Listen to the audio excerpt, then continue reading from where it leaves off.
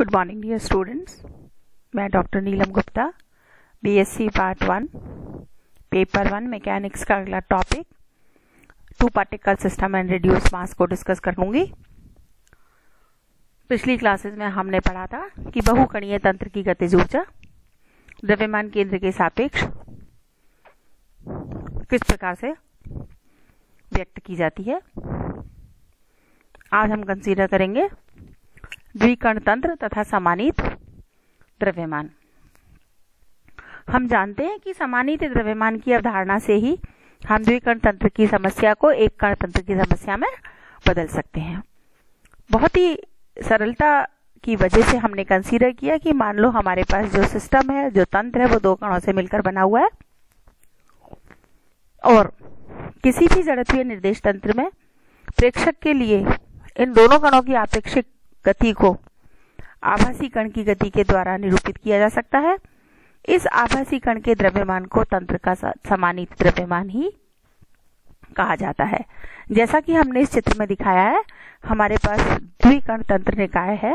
इस द्विकण तंत्र निकाय में एक कण ये है जिसका द्रव्यमान m1 है, दूसरा कण ये है जिसका द्रव्यमान m2 है, तथा जड़त्वीय निर्देश तंत्र के मूल बिंदु O से इन कणों के स्थिति सदिश r1 तथा दूसरे कण जिसका द्रव्यमान m2 है, इसका स्थिति सदिश r2 है। इन कणों पर हमने कंसीडर किया कि किसी भी प्रकार का कोई बाह्य बल नहीं लग रहा है, अर्थात इन कणों के मध्य अन्योन क्रिया बल कार्य कर रहा है। ऐसे कैसे? उदाहरण के तौर पर यदि हम समझना चाहें तो ऐसा द्विकण तंत्र निकाय कौन सा होगा? ऐसा द्विकण तंत्र निकाय हमारे सौरमंडल में पृथ्वी और चंद्रमा, परमाणु में इलेक्ट्रॉन और प्रोटॉन आदि हमारे ऐसे ही द्विकण तंत्र के ही उदाहरण हैं।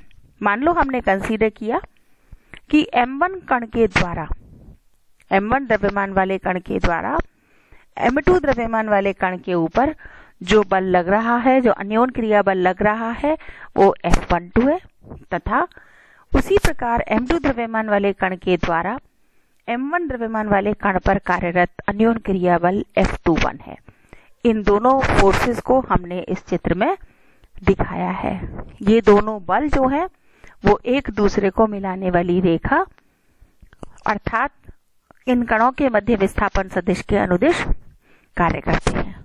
यदि मान लो हम इन दोनों कणों की गति के समीकरण को लिखना चाहें तो न्यूटन की गति के द्वितीय नियम के अनुसार हम लिख सकते हैं F21 हमारे पास क्या था? F21 हमारे पास वो फोर्स था जो m2 द्रव्यमान वाले कण के द्वारा m1 द्रव्यमान वाले कण पर कार्य हो रहा था, अर्थात इस बल के कारण इस m1 द्रव्यमान वाले कण में गति होगी।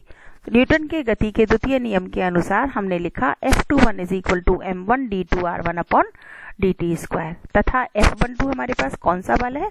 यह m1 द्रव्यमान वाले कण पर m1 द्रव्यमान वाले कण के द्वारा m2 द्रव्यमान वाले कण पर कार्यरत अन्योन क्रिया बल है, अर्थात F12 is equal to m2 into d2r2 upon dt square. इन दोनों समीकरणों से यदि हम देखें तो हमने लिखा d2r1 upon dt square equal to F21 upon m1 और d2r2 upon dt square equal to F12 upon m2। लेकिन मैं एक बार फिर से इस चित्र को दिखाऊंगा आपको। तो इस चित्र में हमने इस वेक्टर अलजेब्रा से कंसीडर किया, ये हमारे पास स्थिति सदिश r1 m1 द्रव्यमान वाले कण का मूल बिंदु के सापेक्ष है और m2 द्रव्यमान वाले कण का मूल बिंदु के सापेक्ष स्थिति सदिश r2 है। हम क्या लिख सकते हैं? Vector r2 is equal to vector r1 plus vector r12। So vector r12 is equal to हमने लिखा वेक्टर r2 माइनस r1। इस समीकरण को हमने दो बार अवकलित कर दिया तो हमारे पास आया d2r12 upon dt square is equal to d2r2 upon dt square minus d2r1 upon dt square. ये दोनों वैल्यूज हमने d2r2 अपॉन dt स्क्वायर और d2r1 अपॉन d1 स्क्वायर समीकरण 3 और 4 से हमने समीकरण 6 में रख दिया। तो हमको मिला d2r12 upon dt square is equal to F12 upon m2 minus F21 upon m1। लेकिन न्यूटन के तृतीय नियम के अनुसार प्रत्येक क्रियात्मक बल के विरुद्ध एक प्रतिक्रियात्मक बल भी कार्यरत रहता है, अर्थात F21 is equal to minus of F12। हमने इसको चित्र में भी देखा था, दोनों बल एक दूसरे के विपरीत दिशा में कार्यरत है। तो पुनः समीकरण 7 से हमने F12 is equal to F21 is equal to minus of F12 हमने यहाँ रख दिया, तो ये हमारे पास हो गया d2 r12 upon dt square is equal to F12 upon M2 plus F12 upon M1। F12 हमने कॉमन ले लिया और हमारे पास कॉमन लेते ही आ गया 1 upon M2 plus 1 upon M1। M1 M2 हमने LCM लिया, तो अल्टीमेटली हमारे पास आ गया d2 r12 upon dt square is equal to F12 M1 plus M2 upon M1 M2 और F12 is equal to M1 M2 upon M1 plus M2 into D2 R1 up 2 upon DT square. This bracket term M1 M2 upon M1 plus M2 is written as mu. So F12 is equal to mu into D2 R12 upon DT square. This mu is known as reduced mass of a two particle system. यदि हम equation 8 को देखें तो equation 8 से हमें यह भी मालूम होता है कि द्विकण तंत्र में केवल पारस्परिक बलों के कारण कणों की आपेक्षिक गति किसी जड़त्वीय निर्देश तंत्र के प्रेक्षक के सापेक्ष उस एक कण की गति के तुल्य होती है जिसका द्रव्यमान दोनों कणों के समानीत द्रव्यमान के बराबर होता है तथा जिस पर दोनों कणों के मध्य अन्योन क्रिया बल के बराबर बल कार्य करता है। इस प्रकार से हम द्विकण तंत्र की समस्या को एक कण तंत्र की समस्या में परिवर्तित कर सकते हैं। अब हमने कंसीडर किया कि यदि हमारे पास जो दोनों कण हैं जिनमें हमने एक कण का द्रव्यमान M1 लिया था, दूसरे कण का द्रव्यमान M2 लिया था, अगर हमारे पास स्थिति ऐसी आती है कि द्विकण तंत्र के एक कण का द्रव्यमान माना कि M1 दूसरे कण के द्रव्यमान की तुलना में अत्यल्प हो, बहुत कम हो, जैसे यदि हम अर्थ सैटेलाइट को कंसीडर करें तो अर्थ के समानीत तो उन टू पार्टिकल सिस्टम के समानीत द्रव्यमान का मान क्या होगा, mu is equal to M2 upon M1 plus M2। M2 हमने कॉमन लिया नीचे से, तो हमारे पास आ गया 1 प्लस M1 अपॉन M2, ऊपर का M2 नीचे के M2 से कट गया और हमारे पास बचा M1 upon 1 plus M1 upon M2। Binomial expansion से हमने इसको हम ऊपर लेके गए तो लिखा 1 plus M1 upon M2 to the power -1। Binomial expansion से हमने इसको एक्सपैंड किया और finally I will get M1 with in the bracket 1 minus M1 upon M2. As this M2 is very large in comparison to M1, so M1 upon M2 is negligible in comparison to 1. So the reduced mass is equal to M1. अर्थात ऐसे द्विकण तंत्र के समानीत द्रव्यमान का मान तंत्र के छोटे कण के द्रव्यमान के बराबर होता है। So directly we can reduce the two particle system into a single particle system.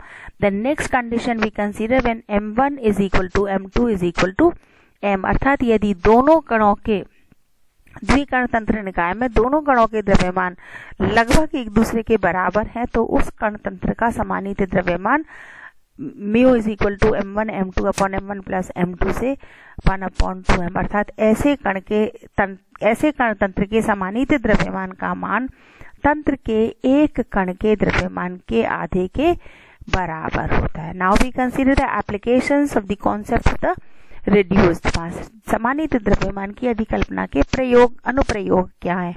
सबसे पहला अनुप्रयोग जो हमने काम में लिया वो है हाइड्रोजन परमाणु का समानीत द्रव्यमान, या हमारे पास इलेक्ट्रॉन प्रोटॉन द्विकण तंत्र का समानीत द्रव्यमान, चूंकि कैसे निकाल सकते हैं, क्योंकि हम जानते हैं कि हाइड्रोजन परमाणु में हमारे पास एक प्रोटॉन और एक इलेक्ट्रॉन होता है। हम यह भी जानते हैं कि धनावेशित प्रोटॉन के चारों ओर ऋणावेशित इलेक्ट्रॉन कूलाम बल के कारण चक्कर लगाते हैं। मान लो हमने कंसीडर किया कि प्रोटॉन का द्रव्यमान Mp है, इलेक्ट्रॉन का द्रव्यमान Me है, तो रिड्यूस्ड मास इस two particle system electron proton system जो है टू पार्टिकल, इसका समानीत द्रव्यमान क्या होगा, mu is equal to MP upon MP plus Me। MP हमने कॉमन ले लिया, MP कैंसिल आउट हो गए, तो mu is equal to Me upon 1 plus Me upon MP।